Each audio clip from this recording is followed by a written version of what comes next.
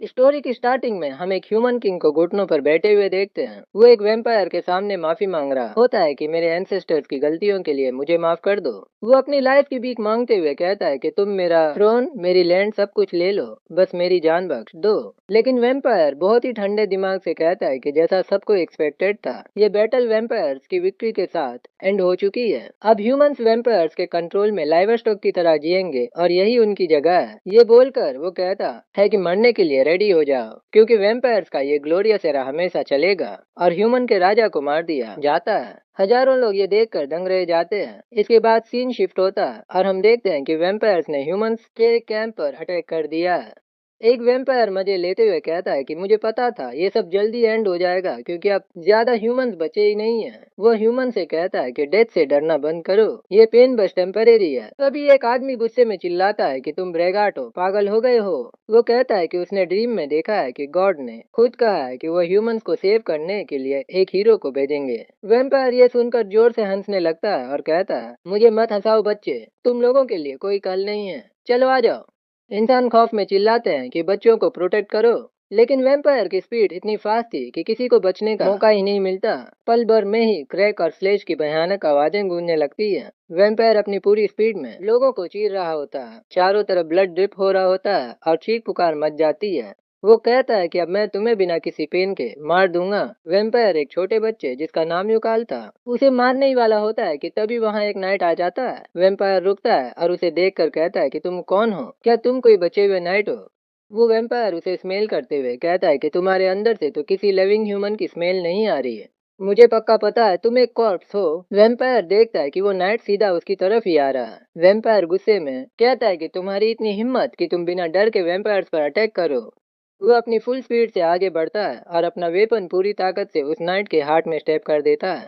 लेकिन यहाँ सीन एकदम पलट जाता है। वैम्पायर शॉक रह जाता है, क्योंकि उस नाइट ने डॉज करने की कोई कोशिश ही नहीं की और वो वेपन सीधा उसके हार्ट के आर पार हो जाता है। वैम्पायर घबराहट में पीछे हटते हुए कहता है, तुमने मेरा अटैक डॉज क्यों नहीं किया? मैंने सीधा तुम्हारे हार्ट में स्टेप किया है, तुम्हारा हार्ट, फिर भी तुम कैसे मूव कर पा रहे हो?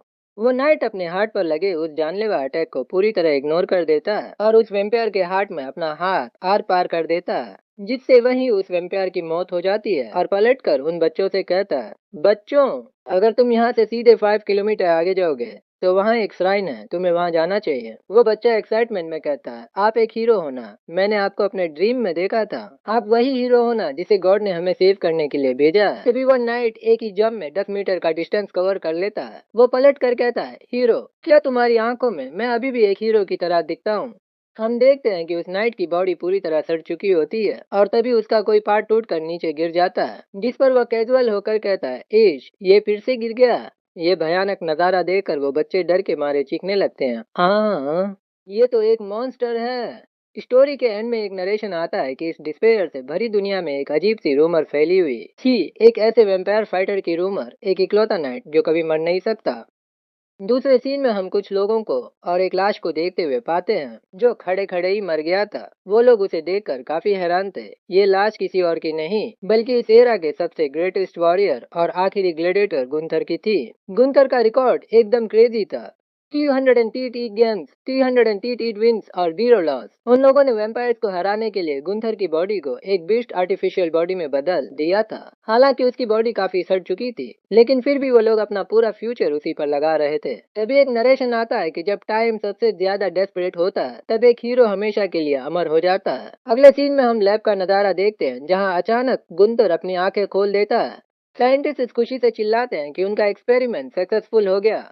गुंतर उठते ही पूरी तरह कंफ्यूज था। वो कहता है कि मुझे पक्का याद है, मैं मर चुका था।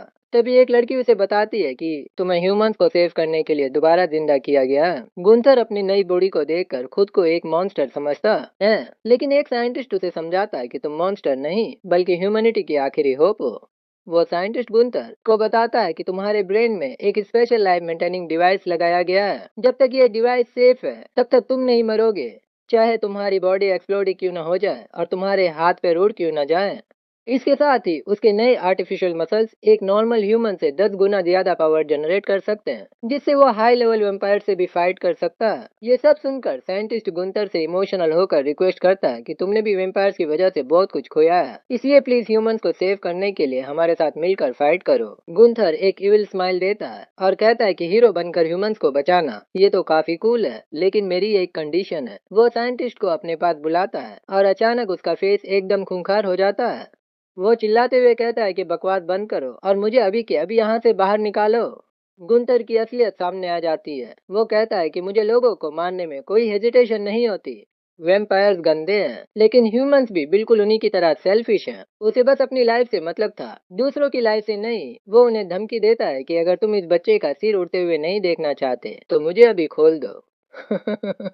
तभी वो लड़की बड़ी शांति से कहती है कि तुम्हारे पास अब ज्यादा टाइम नहीं बचा है, सिर्फ 4 सेकंड। और अचानक गुंतर का सिस्टम शट डाउन हो जाता है। जब गुंतर को दोबारा होश आता है तो उसका जबड़ा दर्द कर रहा होता है। वो लड़की, जिसका नाम एरियन था, उसे वार्न करती है कि आपसे ज्यादा वाइल्ड होने की कोशिश मत करना। एरियन उसे असलियत बताती है कि हर मूव करने वाली चीज को पावर चाहिए होती है और गुंतर की बॉडी को मूव करने वाली पावर है एक जिंदा इंसान की लाइफ। वो बताती है कि गुंतर सीधा उससे कनेक्टेड है और अगर उनका कनेक्शन टूट गया तो गुंतर सिर्फ 2 घंटे जिंदा रह पाएगा। गुंतर ये बकवास सुनकर गुस्से से पागल होने लगता है, लेकिन एरियन उसे बताती है कि ह्यूमंस को सेव करने के इस प्रोजेक्ट में सिर्फ वही इकलौती ऐसी इंसान है जो सक्सेसफुली ये पावर दे सकती है। मतलब एरियन ही इकलौती पावर्ड ह्यूमन थी। एरियन गुंतर को सीधा अल्टीमेटम देती है कि तुम अपनी लाइफ के लिए लड़ना चाहते हो ना, तो तुम्हारे पास दो चॉइस हैं। या तो 2 घंटे बाद यहीं लटक कर ह्यूमंस के साथ खत्म हो जाओ, या फिर मुझे प्रोटेक्ट करने के लिए वेम्पायर से फाइट करो। अपनी चॉइस बना लो। गुंतर ये सुनकर पसीने पसीने हो जाता है। तभी कहानी में एक बड़ा ट्विस्ट आता है। एक सोल्जर घबराते हुए जनरल राइनो के पास आता है और बताता है कि वेम्पायर्स ने यहाँ भी अटैक कर दिया है। लैब की दीवार टूटती है और कुछ बेहद बदसूरत और डरावने वेम्पायर्स अंदर घुस आते हैं। वो हंसते वे कहते हैं कि यहाँ के सारे खूबसूरत इंसानों और कीमती चीजों को ले चलो। गुंतर और बाकी सब उन्हें देखकर पूरी तरह शॉक रह जाते हैं। इंसानों का कैप्टन घबरा जाता है और अपने आदमियों से कहता है कि जाकर थोड़ा टाइम खरीदो ताकि मैं गुंतर के हाथ पैर जोड़ सकूं। लेकिन उसके आदमी साफ मना कर देते हैं और कहते हैं कि हम फाइटर्स नहीं हैं, तुम हमें सुसाइड करने को कह रहे हो, तुम हंटर हो, इसलिए तुम्हें खुद जाना चाहिए। तभी एरियन अपनी क्रॉसबो लेकर आगे आती है और कहती है कि मैं जाकर टाइम खरीद देती हूँ, तब तक इसके हाथ पैर जोड़ दो। ये देखकर गुंतर पीछे से जोर से चिल्लाता है ये, क्योंकि उसे पता था कि एरियन ही उसकी लाइफलाइन है। अगर उसे कुछ हुआ तो गुंतर भी मारा जाएगा। वेम्पायर्स एरियन को देखकर खुश हो जाते हैं और कहते हैं कि क्या तुम्हें अकेले हमसे भिड़ने में डर नहीं लग रहा। एरियन बिना डरे उन पर क्रॉसबो से एक जोरदार अटैक कर देती है और कहती है कि तुम लोग बहुत बोलते हो। इससे एक वेम्पायर को गुस्सा आ जाता है और वो झपट कर एरियन का गला पकड़ लेता है। तभी वो वेम्पायर एरियन का चेहरा देखकर रुक जाता है और कहता है कि इसका फेस बहुत ब्यूटीफुल है, बेंजल निम को ये जरूर पसंद आएगी। लेकिन तभी दूसरा वेम्पायर भी वहां आ जाता है और कहता है कि भाग यहाँ से, ये मेरी है, पिछली बार भी तूने 2 लोग लिए थे। वेम्पायर्स आपस में एरियन के लिए लड़ने लगते हैं। तभी अचानक एक बहुत ही खूंखार एंट्री होती है अपने गुंतर की। वो सीधे आकर वेम्पायर का चेहरा अपने हाथों से पूरी तरह कुचल देता है। गुंतर एरियन को डांटते हुए कहता है कि क्या तुम पागल हो, अगर यहाँ आई हो तो अपना गार्ड अप रखो। फिर वो वेम्पायर्स की तरफ देखकर खौफनाक आवाज में कहता है कि किसी को तो ये करना ही था, ये बंदी मेरी है, क्योंकि वो उसका पावर सोर्स थी। वह कहता है कि ये क्या हो रहा है, इसका सिर टूटने के बाद भी ये मरा कैसे नहीं। तभी पीछे से आवाज आती है कि इसके हार्ट पर अटैक करो, अगर वेम्पायर्स का हार्ट डिस्ट्रॉय नहीं हुआ तो वो वापस रिजेनरेट कर सकते हैं। वह वेम्पायर कहता है वे लड़की मेरी है, और ये बोलते हुए गुंतर पर अटैक कर देता है। अटैक तो बहुत जोर का था, लेकिन गुंतर की बॉडी पर उसका असर ही नहीं होता, जिससे उस वेम्पायर का मुंह डर के मारे अजीब सा हो जाता है। यहाँ अपना गुंतर स्माइल कर रहा होता है। वेम्पायर कहता है तुम मॉन्स्टर हो। तब तक गुंतर उस वेम्पायर पर एक खतरनाक अटैक कर देता है और दूसरा वेम्पायर इसका फायदा उठाते हुए एरियन के पास जाने लगता है। लेकिन गुंतर स्पीड में आता है और उसको भी अच्छे से मजे चखाने लगता है। कैप्टन दूर से ये सब देखकर हैरान था। वो कहता है कि ये इस बॉडी को पहली बार यूज कर रहा है, फिर भी ये वैम्पायर्स पर कितना भारी पड़ रहा है। गुंतर अपनी पूरी पावर यूज करने के बजाय जानबूझकर अपनी स्पीड कम कर देता है और वैम्पायर को बुरी तरह पीटने लगता है। वो चाहता तो उसे एक झटके में मार सकता था, लेकिन वो इस फाइट के मजे ले रहा था। वैम्पायर खून खांसते हुए डर के मारे चिल्लाता है कि तुम क्या हो, क्या तुम एक मॉन्स्टर हो, क्या इंसानों ने मॉन्स्टर्स बना दिए। गुंथर एक इविल स्माइल देता है और कहता है कि तुम्हारे आखिरी शब्दों के हिसाब से ये थोड़ा अनलकी है। जैसे ही गुंथर उसे मारने के लिए आगे बढ़ता है, वो वैम्पायर खौफ में चिल्लाता है कि रुको, मेरे पास एक ऑफर है। पहले उसे सुन लो। वो वैम्पायर खौफ में कहता है कि बेंजल निम यहाँ से ज्यादा दूर नहीं है और हम ब्लड रिलेटेड हैं, इसलिए मैं उसे सेंस कर सकता हूँ। अगर तुमने हमें यही मार दिया तो बेंजल निम को पता चल जाएगा और वो 1 घंटे के अंदर बदला लेने आ जाएगा। गुंथर बड़ी शांति से पूछता है कि बेंजल तुम्हारा बदला लेने क्यों आएगा। वैम्पायर चिल्लाता है कि इस दुनिया में सिर्फ बेंजल निमी हमसे प्यार करते हैं। वो वैम्पायर ऑफर देता है कि अगर तुम उस लड़की एरियन को हमें सौंप दो तो हम बाकी सबको शांति से जाने देंगे। इस पर गुंथर कहता है कि नहीं, अगर तुम मेरे बगल वाले इस टकलिन को मांगते तो मैं उसे सौंप देता क्योंकि वह बदसूरत है, मुझे उसकी जरूरत नहीं। वैम्पायर शौक रह जाता है और गुंथर नेगोशिएशन फील बोलकर सीधा उस वैम्पायर के हार्ट को कुचल देता है। वो वैम्पायर मरते मरते भी बेंजल लिम का नाम पुकारता है। इसके बाद एरियन बताती है कि बेंजल कोई नॉर्मल वैम्पायर नहीं बल्कि एक हाई रैंकिंग वैम्पायर है। वो समझाती है कि वैम्पायर 3 टाइप के होते हैं, पहले प्योर ब्लड, दूसरे हाई रैंकिंग जो प्योर ब्लड से पैदा होते हैं और तीसरे लो रैंक जो हाई रैंकिंग के खून से पैदा होते हैं। ये काले बाल वाले लो रैंक वैम्पायर्स हैं। हाई रैंकिंग वैम्पायर्स गिनती में कम होते हैं और सनलाइट से कमजोर होते हैं, लेकिन फाइट में वो अपने खून से वेपन्स बना सकते हैं। उनकी पावर इंसानी सोच से भी कहीं ज्यादा होती है। कैप्टन परेशान हो जाता है कि वो 1 घंटे में आ जाएगा, हमें यहाँ से भागने की तैयारी करनी चाहिए। तभी एरियन गुंथर से पूछती है कि क्या तुम सच में हमारे साथ वैम्पायर से लड़ोगे? तुमने अभी तक कंफर्म नहीं किया है। गुंथर कहता है कि मेरे लिए सबसे इम्पोर्टेंट मेरी लाइफ है और जिंदा रहने का इसके अलावा मेरे पास कोई और रास्ता नहीं है, इसलिए फिलहाल हम साथ मिलकर काम करेंगे। एरियन खुश होकर कहती है कि ह्यूमैनिटी तुम्हारी ये चॉइस कभी नहीं भूलेगी। गुंथर कहता है कि मुझे जल्दी पावर कनेक्ट करके दो क्योंकि मैं सिर्फ 2 घंटे ही मूव कर सकता हूँ। लेकिन कैप्टन कहता है कि उससे पहले तुम्हें मेरा ये प्रेजेंट एक्सेप्ट करना होगा।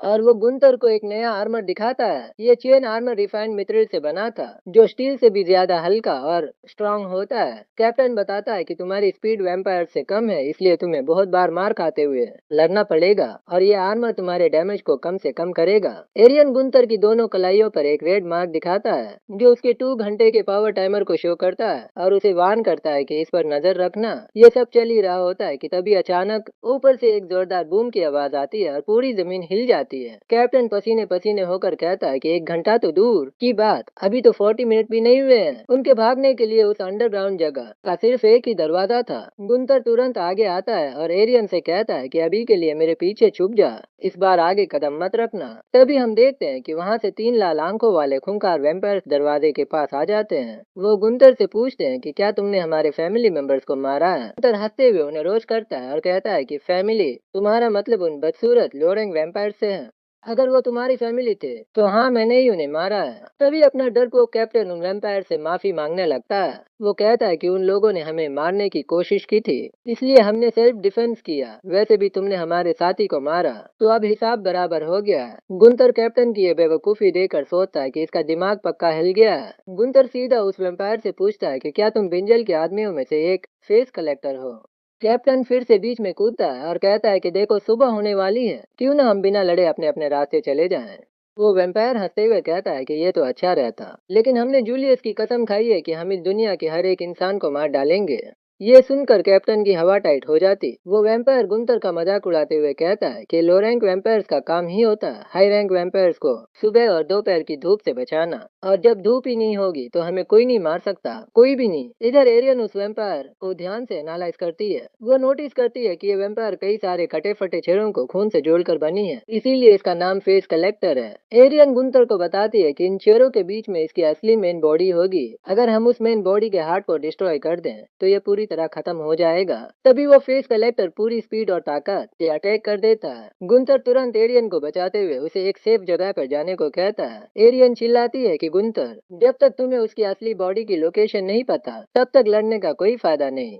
इस पर गुंतर फुल एटीट्यूड में कहता है कि अगर मुझे नहीं पता कि उसकी बॉडी कहाँ है तो मैं इस पूरी चीज को ही खत्म कर दूंगा।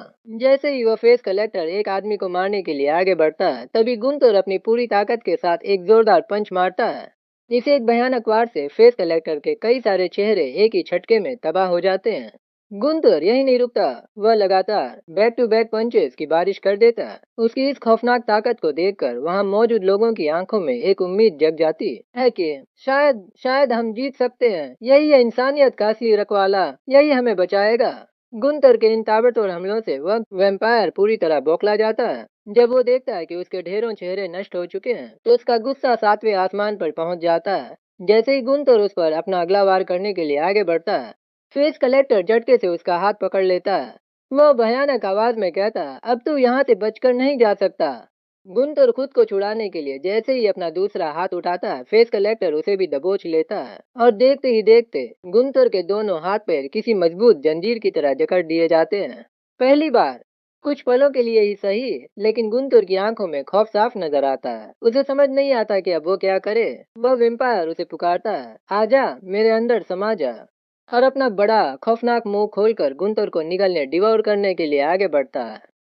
गुंतुर एक गहरे अंधकार में चला जाता है। एक ऐसा पल जहां उसकी आखिरी उम्मीद भी धीरे धीरे टूट रही है, और फिर हर तरफ बस एक घना अंधेरा छा जाता है। इस चैप्टर की शुरुआत एक फ्लैशबैक से होती है। हम एक सुनसान और इंसानों द्वारा छोड़ी गई जगह देखते हैं, जहां एक बच्चे के रोने की आवाज आ रही होती है। वो बच्चा अपने माता पिता की गर्माहट को याद करके रो रहा था, लेकिन वहां उसकी आवाज सुनने वाला कोई नहीं था। तभी अचानक उस बच्चे का रोना बंद हो जाता है, क्योंकि उसे कुछ मिल गया था। लेकिन वो किसी इंसान का प्यार या सहारा नहीं था, बल्कि वो उसकी खुद की ताकत थी। इस जालिम दुनिया में उसने अपने तरीके से सरवाइव करना सीख लिया था। इन प्रेजेंट में गुंथर उस वैम्पायर के जबड़ों में फंसा हुआ था। वो मन ही मन सोचता है कि इस वैम्पायर की बाइटिंग पावर सच में बहुत ज्यादा है। उसे समझ नहीं आ रहा था कि उसे कितने चेहरों ने काट रखा है, एक, दो या शायद तीन से ज्यादा।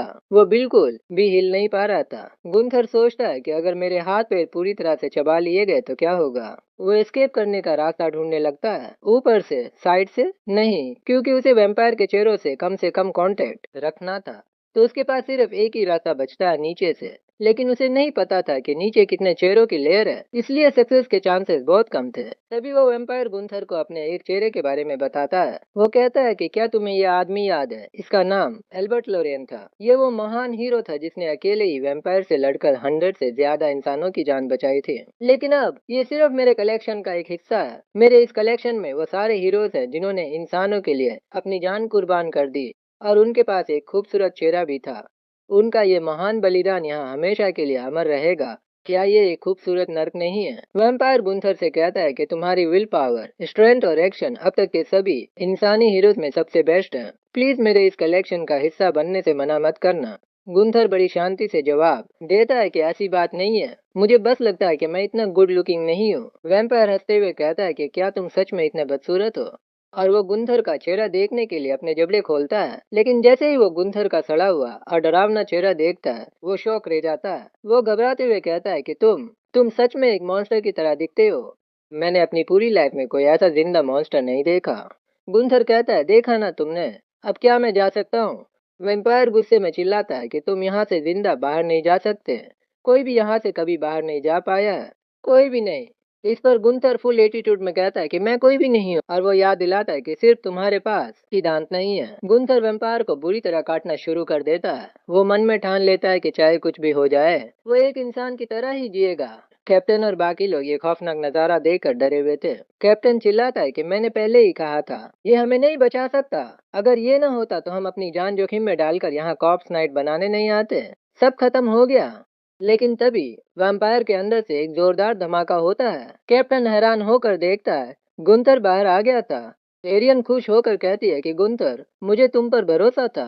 लेकिन कैप्टन नोटिस करता है कि गुंथर का एक पैर पूरी तरह टूट चुका था। गुंथर घबराते हुए कहता है कि चलो प्लान चेंज करते हैं, हमारे पास जीतने का कोई चांस नहीं है। एरियन पूछती है कि नया प्लान क्या है। गुंथर एरियन को अपने कंधे पर उठाता है और कैप्टन से कहता है, नया प्लान यह है कि सुबह होने तक बस इस कमीने से बचकर भागो। कैप्टन ये सुनकर शौक से पागल हो जाता है। एरियन गुंथर से कहती है, गुंथर, मेरे पास कुछ आर्टिफिशियल लेग्स का स्टॉक है जो मैंने तैयारी के लिए खरीदा था, और कुछ इनकम्प्लीट बॉडी वेपन्स भी हैं जो अभी पूरे नहीं हुए हैं, जिनके बारे में मैंने तुम्हें अभी तक नहीं बताया था। लेकिन गुंथर तुरंत मना कर देता है और कहता है, कोई रास्ता नहीं है, हम ऐसा नहीं कर सकते, हमारे पास टाइम नहीं है। दूसरी तरफ वो फेस कलेक्टर वैम्पायर एरियन के चेहरे को देखकर पागल हो रहा था। गुंथर एरियन से कहता है, ये सच में तुम में बहुत इंटरेस्टेड है। सूरज निकलने में कितने घंटे बचे हैं? एरियन जवाब देती है, अगर कल की तरह ही रहा तो सूरज लगभग 5 मिनट में निकल जाएगा। गुंथर कहता है, गुड, एग्जिट भी खाली है, जब तक कोई चांस नहीं मिलता बस ऐसे ही छुप कर रहो। लेकिन तभी कैप्टन और बाकी आदमियों की दर्दनाक चीखें गूंज उठती है। गुंथर बहुत ही प्रैक्टिकल और ठंडे दिमाग से कहता है, डैम इट, जैसा एक्सपेक्टेड था वो वही हो गया। हालांकि ये एक ऐसा बलिदान है जिसे टाला नहीं जा सकता। हम यहाँ से चुपचाप निकल रहे हैं, जबकि वो लोग चारा बेट बनेंगे। ह्यूमैनिटी के फ्यूचर के लिए ही कैप्टन आपका सिलेक्शन हुआ है। तुम ये समझती हो ना, राइट? लेकिन एरियन उनकी जान ऐसे ही नहीं जाने दे सकती थी। वो वैम्पायर का ध्यान अपनी तरफ खींचने के लिए जोर से चिल्लाती है, हे यहाँ बेंजेल, मैं यहाँ हूँ। एरियन की इस हरकत पर गुंथर गुस्से में चिल्लाता है, शिट, मैंने क्या कहा, तुम बिल्कुल नहीं समझी। एरियन पूरी हिम्मत के साथ कहती है, अगर उन्हें बचाने का एक भी चांस है तो हम किसी भी कीमत पर वो करेंगे। गुंथर उसकी बात सुनकर फुल फ्रस्ट्रेशन और गुस्से में कहता है, मैं बहुत फकिंग पागल हूँ, हम यहाँ से एस्केप करेंगे, कसकर पकड़े रहना। ट्रेस कलेक्टर वैम्पायर गुंथर के पीछे आते हुए कहता है, तुम्हारी बहादुरी देखकर मैं हो गया हूँ, प्लीज तुम मेरा हिस्सा क्यों नहीं बनना चाहते, हमारे साथ जुड़ जाओ। आओ, गुंथर चिल्लाता है, दफा हो जा साले। तभी एरियन खुशी से कहती है, हो गया, सूरज निकल रहा है। गुंथर गुंथर भी राहत की सांस लेते हुए कहता है, फाइनली। लेकिन कहानी में ट्विस्ट आ जाता है। वह फेस कलेक्टर अचानक नीचे से उन पर झपटता है और चिल्लाता है, पकड़ लिया। गुंथर अपने हाथ को अलग करते हुए सूरज की रोशनी के पास जाने लगता है और वहां सी निकल भी जाता है, लेकिन पीछे से फेस कलेक्टर एरियन को पकड़ लेता है। एरियन चिल्लाते रह जाती है। फेस कलेक्टर डेविली स्माइल देते हुए कहता है, फाइनली मैंने तुम्हें पकड़ ही लिया है। गुंथर नहीं नहीं चिल्लाता है, उसकी आंखें गुस्से से भर जाती हैं। वह जोर से चिल्लाता है, नहीं,